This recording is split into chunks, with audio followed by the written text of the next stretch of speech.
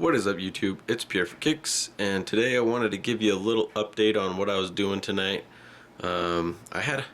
This is my 55-gallon show tank, as most of you know, and I have so many tanks that obviously maintenance gets behind sometimes, and so I just spent about 3 hours cleaning this thing out, and I went ahead and rescaped it.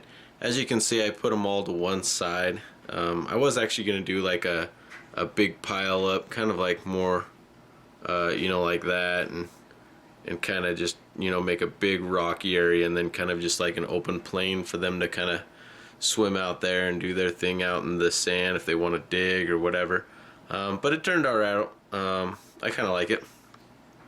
As you can see, some of the fish in the tank got some rubescence, venustus, my red empress, I think my Ollie's been doing really well. He did not like the water change cleaning that I just did, but there's one of my dragon bloods. I just put a new dragon blood in there. This was the nice dragon blood that I currently had in there, or I used to have in there, and then I just put a brand new one in, and it actually became the dominant one as soon as I put him in. There he is right there. He's got like a light blue hue to his pinkness, or orangish peach, whatever you call it. So it's really, really good looking. There he is right there. Check him out. He's little and boss. So he's looking pretty good. I had two intermediuses in here. I ended up taking one of them out because he was just chasing the other one like crazy. So I ended up just leaving the big one so he can chill with everybody. There's the rubescence that came out of the fry garage tank. Oh no, I apologize. That's not him. That was him. That's him right there. I always get those two mixed up. But yeah, got my deep water hap still. He's chilling. My best bud, my redfin comp. He's Stella. He's an awesome fish. I like him a lot. Good looking fish. My bicolor 500. Got my 3 clown loaches in there. They seem to be liking it ever since I did the rescape, so they've been grazing on the rocks, probably getting algae off of them. I got a huge male Placosimus in there. It's a bristlenose. You can see him back in the back right there. The clown loaches all over the bottom. That's supposed to be a super red German red, or a super German red, whatever. But he is not colored up at all. I don't really know what's going on with him. I think he's getting bossed up. Oh yeah, and my little Fusca, he's getting big. Check out him. He's looking good. But yeah, that's just a small update on my 55-gallon show tank that I have downstairs in my living room. What I wanted to show you was actually a new species that I got, and then I got a special surprise at the very end of this video. So next, let's gonna go upstairs to my 3D 10-gallon, and I'll show you my new species. Alright YouTube, we're upstairs now, and as you can see, this is the 10-gallon 3D wall tank that I did. I know you saw, a couple of you seen it in the videos in the past, where I was just fooling around with some extra 3D wall that I had. But I ended up putting this tank together, and what I did is I originally put it together for my Neolamprologus multifasciatuses, but I went to a GSLAS meeting about a week ago, and I found something I couldn't refuse. This tank is actually in my living room. As you can see, my couches.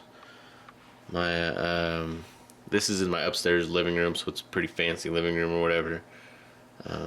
And I I was thinking about I really was excited to see the multis in a darker substrate because I've seen them. They look a lot different in black substrate versus normal substrate. And as of right now, I have them in the normal substrate that looks just like normal sand. So I was really excited to see what they would look like in the black, but then, the more thinking about it, I was, worried about them staying in their shells too much, especially with it being in a living room. The living room tank, I don't want them hanging out in their shells. So I went to the meeting anyways, and they had some of these. Now, I'm a little confused on when their name changed because they went from Neolamprologus to Lamprologus. Well, that's what it said in some of the ad conning books, some of the older ones, but the big Lake Tanganyika one says Lamprologus. They're a Lamprologus Cotyplingtatus. So, yeah, I don't know why I forgot that. I spaced it at the last time. Cotyplingtatus.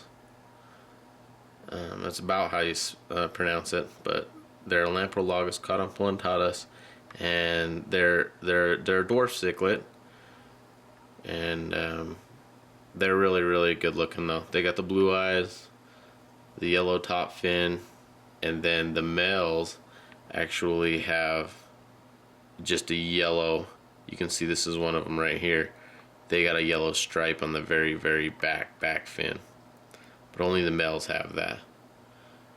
So it's kind of easy to sex them, and they are dwarf cichlid. They're not actual shell dwellers. They're actually little rock dwellers, so they're actually going to be out a lot more than the multi. So I think that'll be a little bit better for the living room, and I'm excited to bring them to my house and start me a Cotyplingtatus group, however you say it.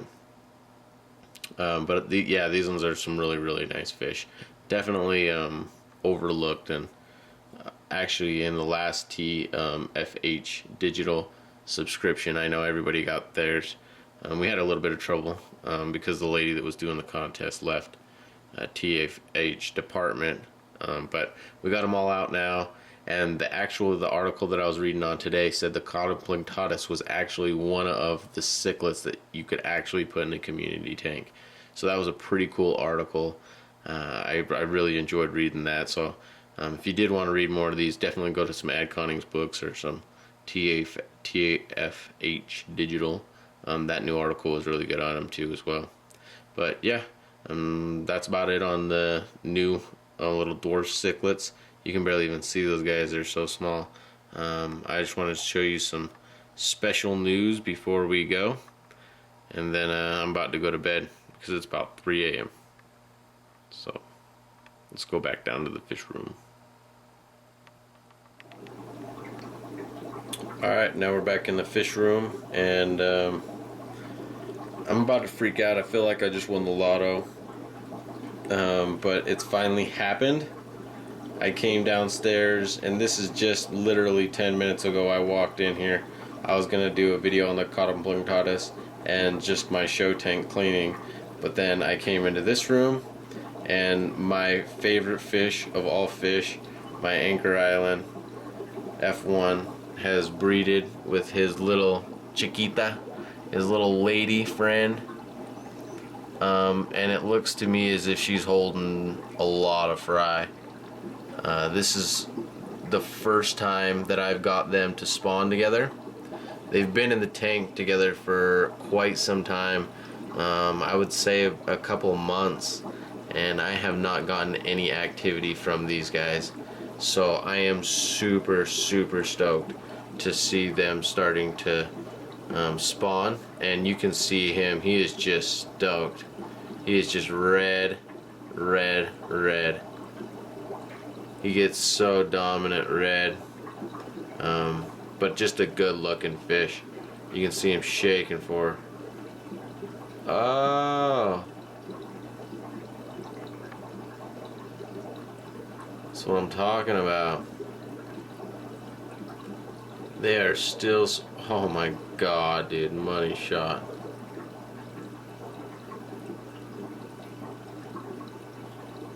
we'll just sit here and watch. How about that, guys? I don't know if she's still spawning with him, because it looks like she's got a mouthful, but it looks like it's still going to be going on.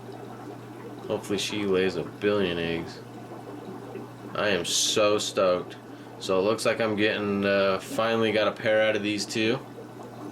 And, yeah, that's about it. So I'm going to keep my fingers crossed, my toes crossed, everything that I can get this female to hold these babies for a little while until I can strip her. I might strip her a little bit early just to get them, but I'll probably wait till my normal time. But you know, I'll definitely consider taking her out of the tank and maybe even putting her somewhere else. My Victorian, this guy right here, he's very aggressive towards both of the females, so I'm just a little bit worried that he's going to scare the eggs right out of her mouth. So, but yeah, that's super good news for me. You can see her up here again. She's got a mouthful. So that's about it for me. I'm clearing some stuff out real quick. Clearing this, went out, putting my 40 gallon up. I still haven't even got to the killifish stand, and I am going to be hatching the eggs this weekend. I'm going to try to do it Friday. If not Friday, I want to do it Saturday and Sunday.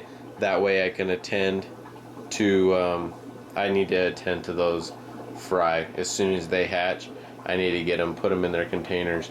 And I need to monitor 3 different species. So it's going to be pretty tough.